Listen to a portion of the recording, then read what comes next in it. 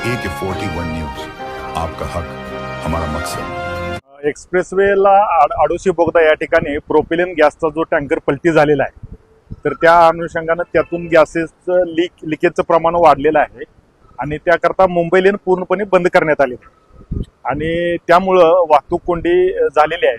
तर पुणा लेनची जी बाजू आहे ते पूर्ण खालापूर टोल प्लाझा इथपर्यंत वाहतूक कोंडी गेलेली आहे। जी पुण्याची बाजू आहे तर ती पूर्णपणे 10 ते 12 किलोमीटर लांब गेलेली आहे वाहतूक कोंडी।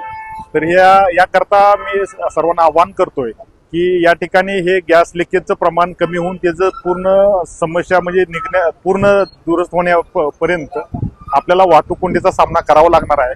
याकरता मुंबईला जाणारी जी पुण्याहून जी वाहतूक आहे ती जर तामिनी घाट मार्गे जर मुंबई आणि त्यासोबत इकडून कर्जत मार्गे थोडक्यात जर मुंबईला ठाणेकडे जर वाहतूक चालू केली तर निश्चितपणे त्याचा फायदा होणार आहे आणि शक्यतो या ठिकाणी वाहतूक कोंडी आणखी थोडे तास चालण्याची शक्यता आहे। NDRF टीम आणि त्यानंतर इथं जे अपघातग्रस्तांच्या मदतीसाठी जी टीम आणि त्यासोबत BPCL टीम हे तिन्ही टीम या ठिकाणी कार्यरत आहेत। त्यांच्याकडनं शर्थीचे प्रयत्न चालू आहेत। लवकरात लवकर याचं समस्या सुटू शकेल अशी अपेक्षा व्यक्त करतो।